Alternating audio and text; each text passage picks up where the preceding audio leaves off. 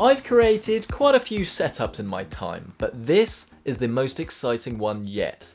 Not just because of the super smooth 1440p gameplay, but because this setup does it all. Gaming, streaming, productivity, you name it. Our journey begins with this computer right here, the ultimate Ryzen PC, freshly crafted from a few weeks back. It's arguably my favourite PC I've ever built, as the 500D enclosure looks so good, but perhaps more importantly, the PC isn't silly expensive like the i9 system from a few months ago. No, instead we're getting 8 Ryzen cores running overclocked at 4.2 GHz that can nail down rendering times, and when paired with that Vega 56 graphics card, we've got the ideal gaming PC for 144Hz 1080p or 60Hz 1440p. If you do want to learn a little bit more about this computer, then you can find links to all of the parts down in the description below, or of course you can check out the full PC build where I put it all together and explained what everything is and why it's there. A new addition to my desk that many of you have already picked up on is the ROG Flare. Asus sent this out a few months ago and I simply haven't looked back since, with snappy Cherry MX red switches, easy to use media controls, and the best RGB implementation I've ever seen. It's very simple to sync the lighting with your Asus motherboard and GPU, and while it's definitely rather pricey, it's unquestionably one of the best keyboards you can buy right now. Now I will confess that I've been through quite a few different combinations of peripherals this year, and when it comes to gaming mice, my choice may surprise some people. It's the Logitech G900, a wireless mouse that's truly sublime for gaming. I love the ambidextrous design, the weight, and of course the responsiveness, and for me, it is the perfect mouse for PUBG. The reason it's perhaps a bit of an odd choice is because it doesn't support the wireless PowerPlay mouse mat, like the G903. But to be honest, I actually stopped using this because it was just an extra cable on my desk, and I don't think it's worth the £100 price tag. So instead, I'm using the ROG sheath and then charging the mouse once a week before storing the cable out of sight. Now for the monitor, in my eyes, it had to be 1440p, it had to be IPS, and it had to look good. The one I settled on is the EW2770QZ. Not only does it have an absolutely atrocious model name, but it's a sleek and ergonomically designed monitor with a gorgeous Quad HD IPS display.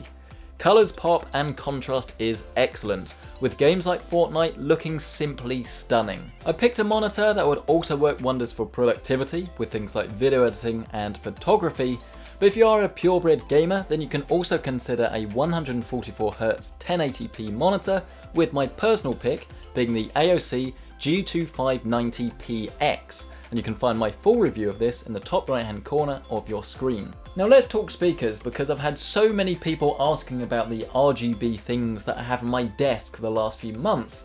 And let me tell you, I've definitely got a lot to say about these. They're the Logitech G560, and I have a very love-hate relationship with them. Let's start with the good. They're compact, great looking, and very smart.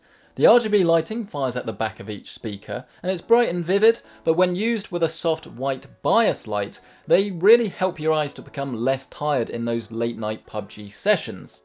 The sound is also very gaming orientated. It gets very loud, and it's got a large bassy sound signature that adds power behind every single in-game thud. The bad news though is that they're rather expensive, and are just too bassy for day-to-day use in my opinion. I love music, and the tracks can be, well, very good, but the bassy nature is just too overpowering for pretty much everything in my library, even after adjustment in the EQ. They are indeed great gaming speakers, but they're just not the most well-rounded options, so have a bit of caution if you're thinking about using them for something quite serious rather than just games and movies. To complement the speakers, I've been testing a pair of over-ear headphones, and to my surprise, they've actually become the perfect pairing for these speakers. These are the One More Triple Driver H1707, a pair of mid-level headphones that fit the setup beautifully. They're foldable and close back, so you can take them with you on the go for maximum flexibility, but unlike the speakers, they're really suitable for delicate tracks with beautiful highs and controlled lows. I love listening to soundtracks, with my most recent pick being the Horizon Zero Dawn soundtrack, and through these it's such an angelic listen. I've even booked tickets for the live PlayStation concert, and the wait has become all the more exciting. Should I actually leave that bit in? That makes me sound like a bit of a nerd, doesn't it? Of course, a pair of headphones alone won't satisfy all your audio needs, so you probably want to grab a microphone too. I bought the Blue Yeti years ago, and it's still my favourite desk mic to this very day. It's great for streaming, recording and voice over IP, with crystal clear vocals and an array of pickup patterns to choose from.